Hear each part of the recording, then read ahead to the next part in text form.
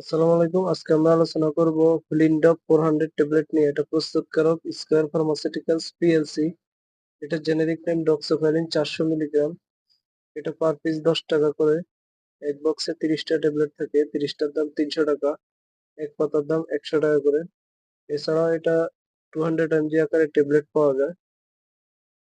নির্দেশনা কি জন্য ফ্লিনডপ 400 এমজি ট্যাবলেট ডাক্তারগণ দিয়ে থাকেন।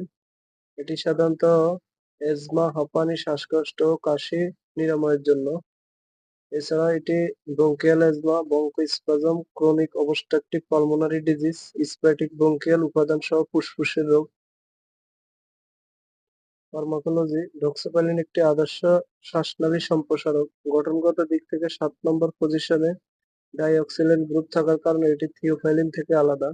ডক্সোপাইলিন নির্দিষ্টভাবে ফসফোডাইএস্টারেজ 4 কে বাধা প্রদানের মাধ্যমে শ্বাসনালীর মিশ্রণ মাংসপেশির প্রসারণ ঘটায়। থিওফাইলিন থেকে আলাদা হওয়ার কারণে ডক্সোফাইলিন এডিনোসিন A1 এবং A2 রিসেপ্টরের প্রতি আকর্ষণ অপেক্ষাকৃত কম, তাই এটি অনেক নিরাপদ।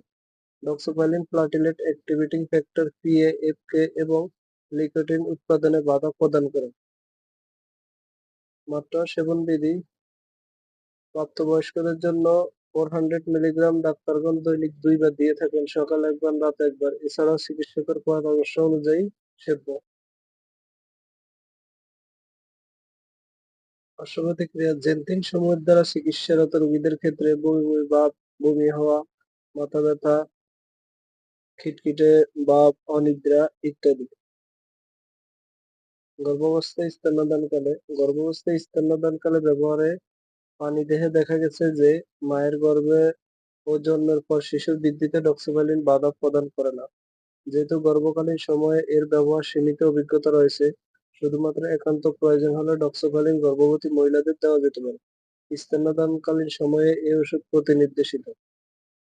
এছাড়া গর্ভাবস্থায় স্তন্যদানকালে অবশ্যই চিকিৎসকের পরামর্শ নিয়েই খেতে হবে। থেরাপিউটিক্যাল ক্লাস ব্রঙ্কোডাইলেটর, মেথাইলজেনথিন ডেরিভেটিভস, সংরক্ষণ আলো তাপ থেকে দূরে, শিশুদের নাগালের বাইরে রাখুন, শুষ্ক স্থানে রাখুন। এছাড়াও যে কোনো মেডিসিন খাবার পূর্বে অবশ্যই ডাক্তারের পরামর্শ নিয়েই খেতে হবে। নিজে নিজে ভিডিও দেখে কোনো ওষুধ খাবেন না। ধন্যবাদ।